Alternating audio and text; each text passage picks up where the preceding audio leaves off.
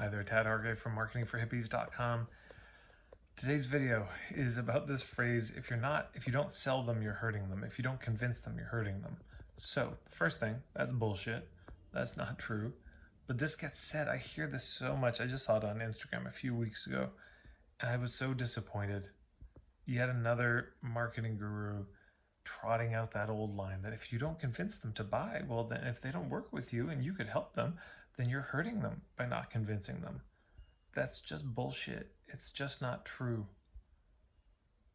That's so presumptive. It's so arrogant. It's so condescending to come from that perspective. If we don't convince them to work with us, we're hurting them. What about their agency? What about the fact that they have choices to make themselves? What about consent? What about there being a right timing for things?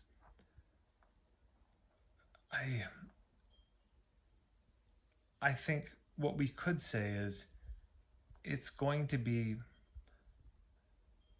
if it really is a fit for somebody, it's going to be more likely that they say yes to us, assuming we could help them, which isn't a given, even if they match all the ideal client criteria. There's a certain amount of this is mysterious of who we can best help and not.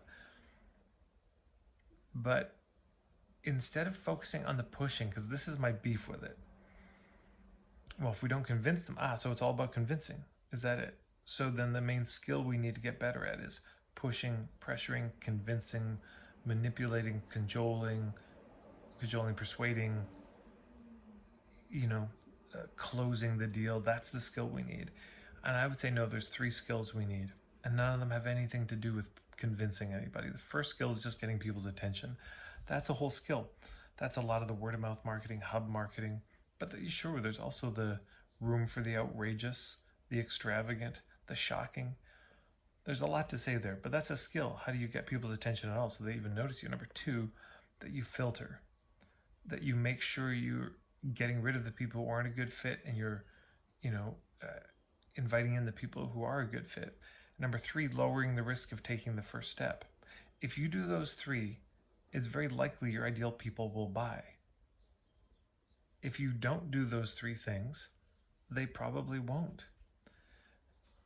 And yeah, then they may not get their solution, but let's just take the burden off our shoulders that if we don't somehow strong arm people into working with us, that we're hurting them. Hey, do they need help? Of course they need help. Well, I don't know, actually. Let's rethink that too. Maybe what they need is to suffer a little while longer. That instinct to help, the kind of smothering empathy. Let's be clear, there is such a thing as a toxic amount of empathy. Yeah, there's other kinds of medicine in the world than just, oh, that sounds so terrible, and coddling people. But people see a butterfly coming out of a cocoon and struggle. Oh, let me help you out of the cocoon. But their struggle to get out of the cocoon is such an important part of it. So let's even drop that thought. Let's question that thought that they need help. Number 2, that they need help from you. Where does this come from? That they need help and that they need it from you. One of my colleagues, dear Will Carlos, he writes beautifully about the imposter syndrome, all this, but he has a beautiful notion. You could probably just find it on YouTube searching. It's called the helper's paradox.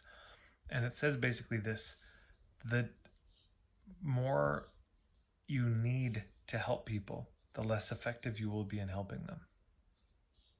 Let that just blow your mind for a second. The more desperate you are to help people, the less effective your help will be, and also the less desired your help will be, frankly. So this idea that, oh, they need help, I need to be the one to help them, and maybe I'm the only one who can help them. If you don't get to them, somebody else might. So then, and if they still get the help, how are you hurting them? Who you may be hurting is you.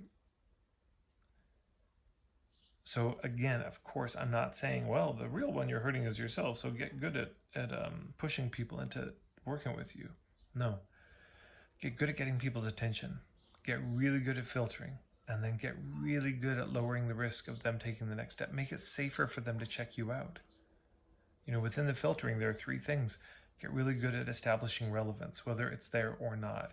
Get really good at establishing your credibility to do this if you have it. And number 3, get really good at creating offers that are valuable. If you do all of that, you're going to be fine, almost certainly. You're going to get enough of the right people. Part of the challenge is, do you need clients? Of course you need clients. But where it gets into trouble is not just that I need people, but I need you to work with me. You specifically. If you don't say yes, then something has gone wrong. Like, I need you. I don't need you directly. Yeah, they don't need you either. We don't need each other specifically, but we do have needs that need to be met. So you need some money, you need clients, yeah, but it doesn't have to be that person. Take it off their shoulders and your shoulders that this interaction particularly has to work out. You just need some interactions to work out and enough of them to sustain you. And how do you do that? You get good at getting their attention. You get good at filtering. You get good at lowering the risk for them to take the next step. You can check out, by the way, marketingforhippies.com/risk, and you'll find a really robust article around lowering the risk. Go to my playlist on YouTube, search filtering. There's a playlist all about filtering. And then check out word of mouth, a playlist on word of mouth. There's tons of stuff for free there. But this whole idea that you got to help them, you've got to sell them, or you're hurting them, in my opinion, that's got to go. That's got to stop. It's no bueno. It's no good. It's not helping anybody. So let me just summarize it like this in the end.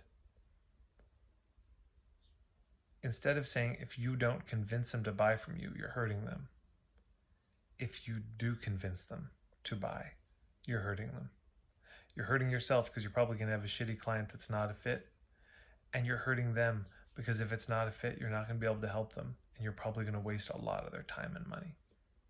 And you're hurting your colleagues because if you proceed that way and keep selling to people who aren't a fit for you, you're making it harder for them to get clients in the future too.